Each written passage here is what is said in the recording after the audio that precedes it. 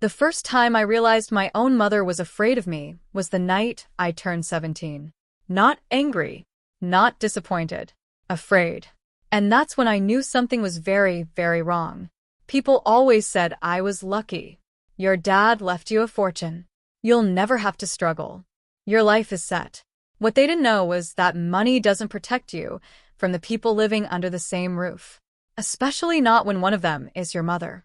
My name is Liana Carter, and I was exactly 17 years, 364 days, and 6 hours away from gaining full control of my trust fund, the one my father built before he died. A fund my mother had been managing ever since, too perfectly, too carefully, too quietly. Liana, honey, you're not still up, are you?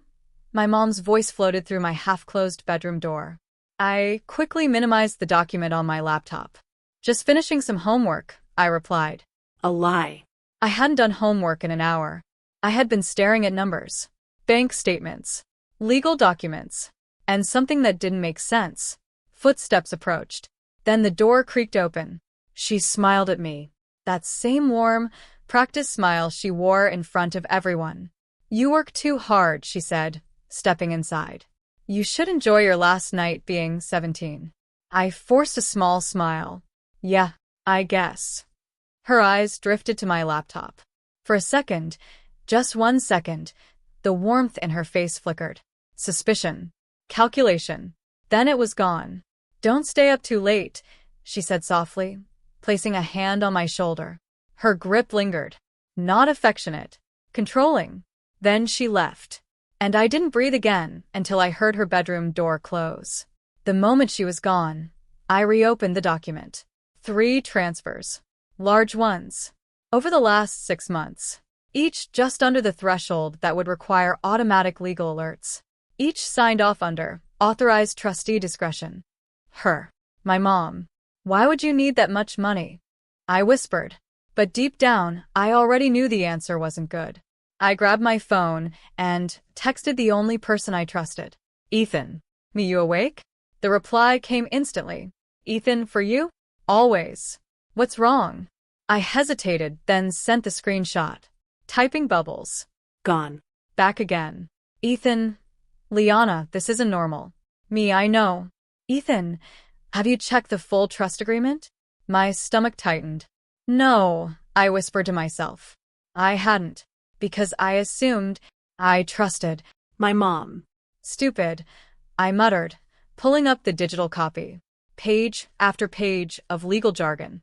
My eyes skimmed until, there. Clause 14. My heartbeat slowed, then stopped. In the event the beneficiary is deemed financially irresponsible or mentally unfit prior to the age of 18, the trustee retains full control of the fund indefinitely. My fingers went cold. Mentally unfit? A chill crept up my spine. Why would that even be in there? Unless... No. No way. My phone buzzed again. Ethan, Liana, is there anything about control being extended?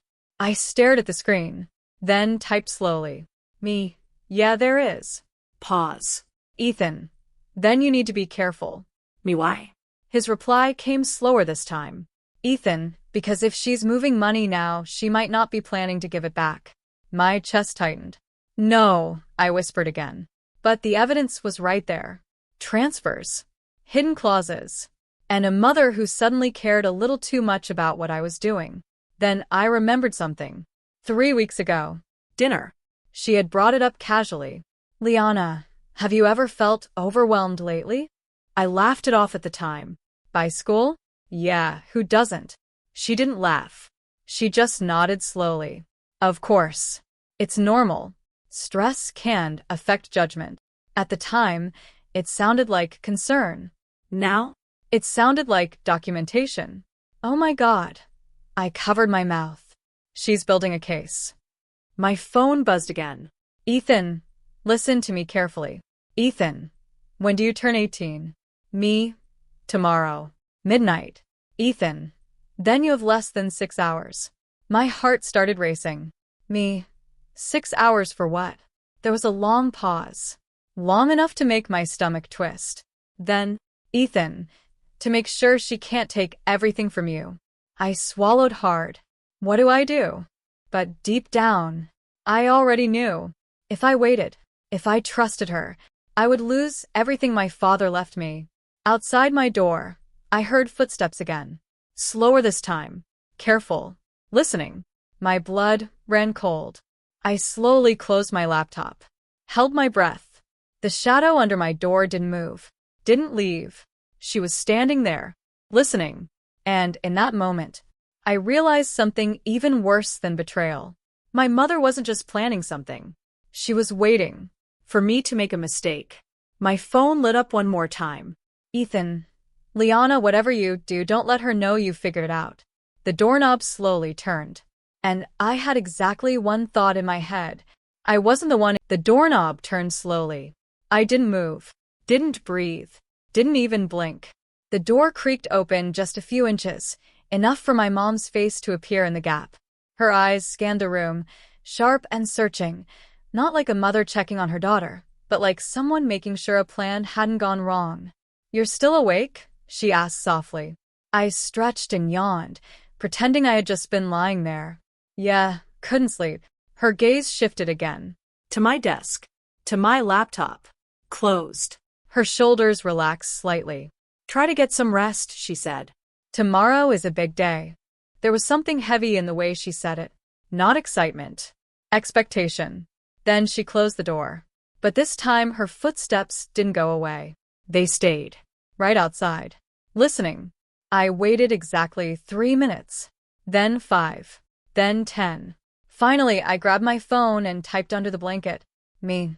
She's outside my door. Ethan, don't panic. Me. I'm not panicking. I'm planning. Pause. Ethan, good. Then listen carefully. The next hour felt like a silent war. Every sound mattered. Every second counted. I moved slowly, quietly, using nothing but the dim light of my phone. I reopened the trust documents, this time looking for one thing only: access control. And there it was. The account required 2 things to transfer ownership: identity verification, trustee confirmation, unless the beneficiary initiated the lock independently after 18.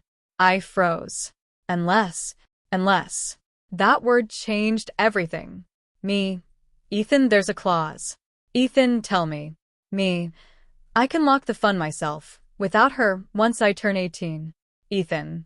Then that's your move. Me. But she's trying to stop that, right? 3 dots. Then. Ethan, exactly. Not calm anymore. Not controlled. You think I wouldn't figure it out? She snapped. And, in that moment, I realized this wasn't over. Not even close. Part 3. The fall of control. The air in the room felt electric.